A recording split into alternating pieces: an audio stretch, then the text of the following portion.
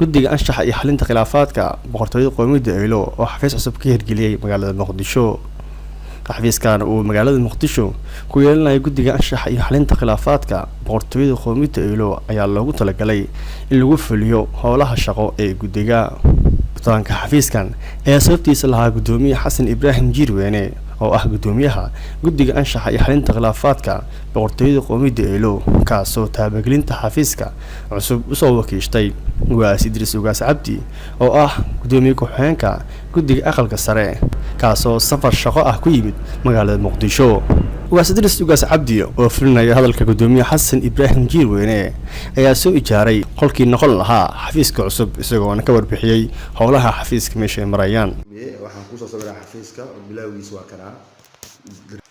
aniga gudoomiye ku-xigeenka ku dhex jirnaa waa kana darbigiisa waa kana saa u jeedid faadi waaye qolka laga ijaaray bas qolka la kireeyay marka insha Allah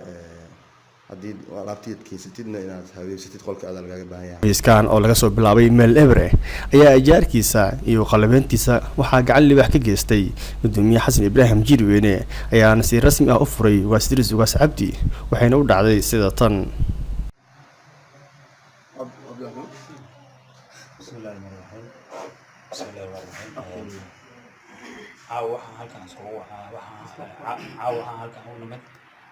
xafiiska anshaxa iyo brotokolka oo lagu diyaariyay gobolka Banaadir caawa inaa xiriga laga jaro hadduu ilaahay raali ka noqdo sidaasaan idinku wacnay haddii aad tihiin mas-uuliyiintii baada boqortooyada qoomiyadda sagaalka Eelo bilfadlag sidaa ula socdo haddana waxaan ku wareejinaynaa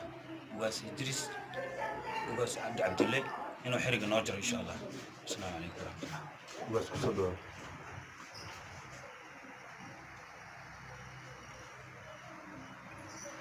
بسم الله على بركة الله.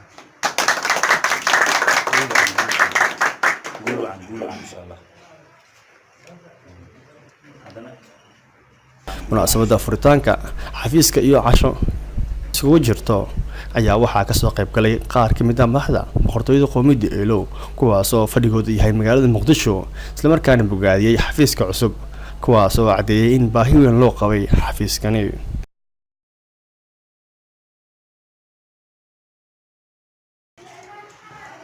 بسم الله الحمد لله والصلاة والسلام على رسول الله أما بعد وأيضا سلام يا دمان مسؤولين تشرفت له وكسر قيب بالإنعام وحفلتها إنه إن شاء الله ونوافق جيو خيرك وشرطنا إنك بدأتشو سياسة درجة عاوة وحان فرحاد ويد إينوعة أنا بقول كوهدنا يوم مقعة بخلطو يدو قوميد إيلو قارهان أخر كسر boqortooyada qoomiyadda Eelo isla markaana wakiilka gudoomiyaha boqortooyada qoomiyadda Eelo mudane Nuur Yacquub Siido gudoomiyaha aqalka sare Professor Xasan Cabdi Gurso iyo gudoomiyaha golaha anshaxa iyo xalinta khilaafaadka boqortooyada qoomiyadda Eelo mudane Xasan Ibraahim Jirweyne عود أدي هذا نوفر سنة إن الحفلة دان خروج البدن عن كسر قيب قالوا أيضا أيضا ما أنت مالين رمضان بيشان أيضا هي سجال يتون عاونا يكوسي سعوتو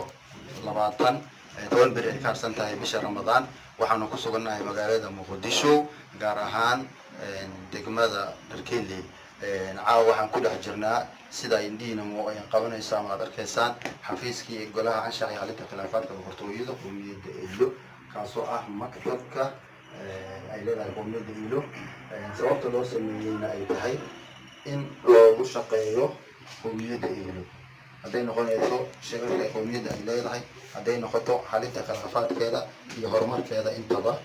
nin walba oo Eelo ah oo magaciisa ku aftirsadana uu maktabkan uu furan yahay oo markaas loogu shaqeeyo tahay danaha Eelo kaliya wax kale oo inta dheer ay jirin qof kale ama shakhsi kale ama cid kale oo maanta شخص كله لا يصير جرين مركز الجرائم وما قاعد يسوي أنت كدب معهم ما هذا علينا يا مسؤولين تشرفت ولا كسر كان بشيء عاوة سيدا قدومية عبارة شو بقول قومي ديلو مدن حسن أحمد نور حسين أحمد نور حنشو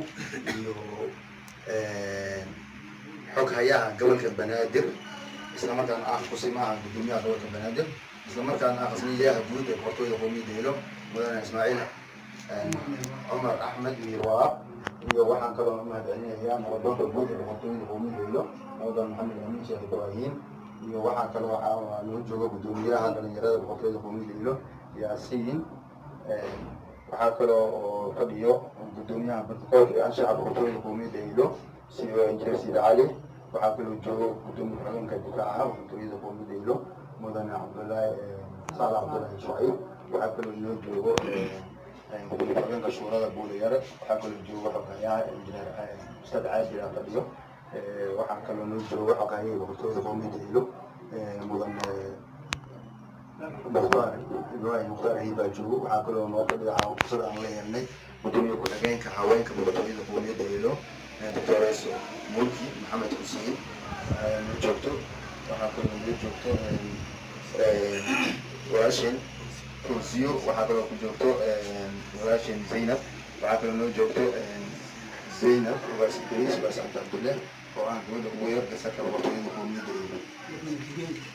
waxaa kaloo joogo gudoomiye ku-xigeenka anshaxa iyo xalinta khilaafaadka isla markaana xafiiskiisa maanta martida lagu yahay oo ah gudoomiye sheekh maxamuud yaasiin olow intaa kadib iyo dhammaan marti sharaf kale oo qiimo iyo sharaf badan oo kasoo qayb galin caawa intaa kadib caawa meeshaan isuguma imaanin inaan shir aan yeelano ama barnaamij kale aan ka hadalno keliya waxay ahayd inaan xafiiskan quruxda badan ee qowmiyadda helo uu suurtageliyey gudoomiyaha anshaxa iyo xalinta khilaafaadka isla markaas anna wakiil aan ugu ahaa inaan xarig jar aan ku sameyno isla markaana iyo isbarasho ay isbaranayaan madaxda boqortooyada qowmiyadda helo ee ku nool gobolka banaadir bahweynta sagaalka eyle iyo boqortooyada sagaalka eylo oo meel kastooy joogaanba in xafiiskoodii taladooda iyo la tashigooda iyo ma aragtay alxamdulilahi rabbilcaalamiin aayatiinkooda ma aragtay in aan xerigga ka jirnay oo ma aragtay alxamdulilahi rabbilcaalamiin xerigga uu ka jiray guddoomiye ku-xigeenka consulka sare ahne ma aragtay ogaas idriis ogaas cabdulle ogaas cabdi cabdulle sidaas awgeed walaalayaal marti sharafka halkaan kasoo qayb galay wixii maqan iyo wixii joogaba wixii kasoo qayb galay iyo wixii kasoo qayb gelinba waa mahadsan yihiin meel kastoo joogaanba intaas ka bacdi alxamdulilaahi rabbilcaalamiin hadafkan oo ku abtirsito boqortooyada sagaalka eylo oo soo jireenka ah oo taariikhiga ah oo lama hilmaamaanka ah oo ma aragtay alxamdulilaahi rabbilcaalamiin aan duugoobaynin ma aragtay ilaa qiyaami saacaati aan duugoobaynin oon baadiyoobaynin waxaan rabnaa in ma aragtay alxamdulilaahi rabbilcaalamiin hiilo iyo hoobo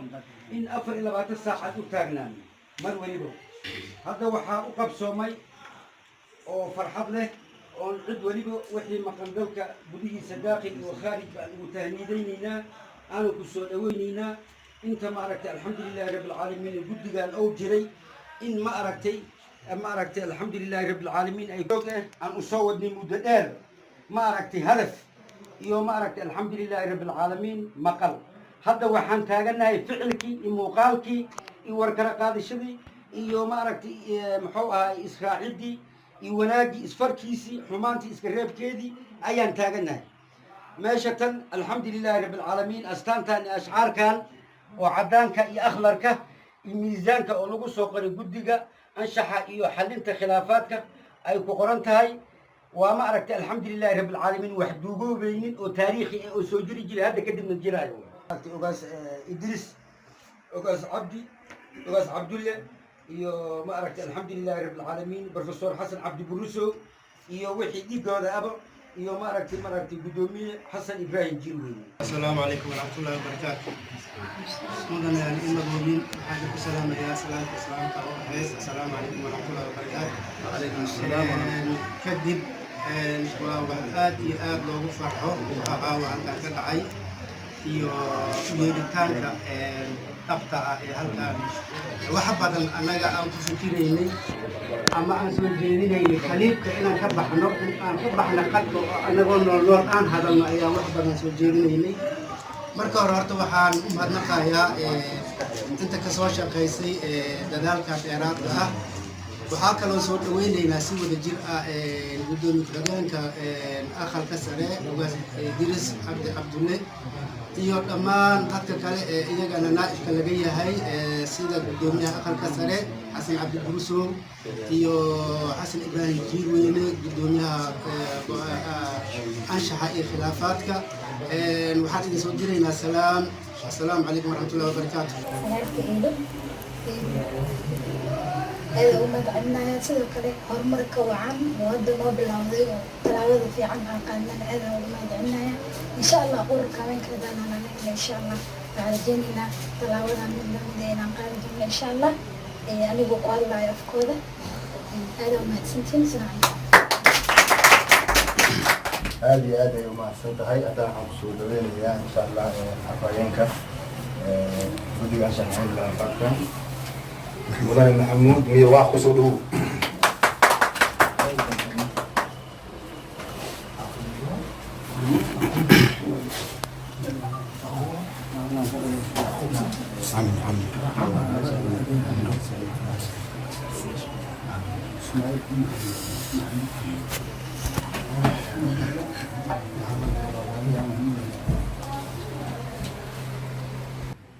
runtii aad ayaan usoo dhaweynayaa إن شاء الله وحنا رجينا إن كنا كنا نوصل أهانين مكان كريه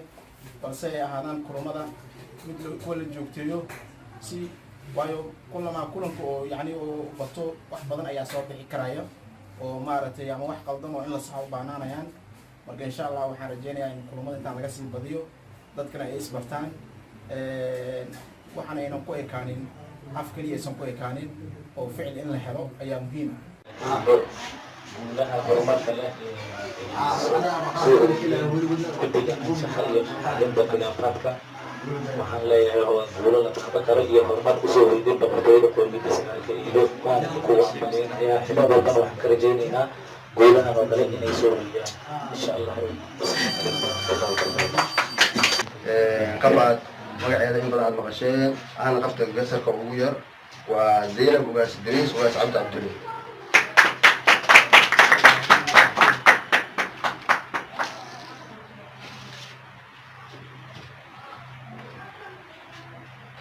ugu dambeyn gudoomiye ku-xigeenka guddiga anshaxa xalinta khilaafaadka qoomiyadda Eelo ayaa la wareegay xafiiska iyadoo madaxda ka soo qayb gashay furitaanka shirka ay saxiixeen buugga diiwaangelinta ka soo qaybgalayaasha isla markaasna ku soo dhamaatay xafladda jawi aad u qurxoon soo wado ma aha markii ugu horeysay waqti ceenkan oo kala ka soo degay magaalada Muqdisho iyadoo horey boqortooyada qoomiyadda Eelo aan u soo dirtay ugaas Idris ugaas Cabdi kaasoo taabageliyay dhismaha maamulka gobolka Banaadir kaasoo iminka kaalin mug leh ka qaatay horumarka iyo dib u dhiska ku socdo qoomiyadda Eelo Alhamdulillah rabbil alamin إنجيل من كان شركاهير وقت قدر ولا ريال وكلهم مسكين قال هذي النفدين مسون الدروان والعرن تتبادلوا دور باه ماجرة مركه وقت اللي يريد تكبر شركين ما يسمح له عليه قول يقبلنا أو ماذا يسمى قالك اللي استوقف سنة دتك طعم هذه اللي أكوارنا لكن أنا ما هاي تسين كدره خيرا نسين رجع شركين وانا لو هيرينه منوي ده سنة حتى داود ويتان خير على سي مايكا محد اليان هرت دتك عبارول كان لها يعني محد اليان مايكا لان محد اليان دتك حكاب قالي نفتيها مورين وقت الصوم اللي كجر ونفتيها مورين الحمد لله يا تنتني كل سوقين يبان محد اليان تنكلم لما يتدكان ودوينا ما يشغلنا قار عهان بل بقرطوي قوميد سقال كيل ددال وان ددالو يتم لم الجبار فرسك أسوق هورو يا كرباش لنقدره ما يلي لهم ولا يا ددال شيء ددال كدرسه هور شيء هور كدرسه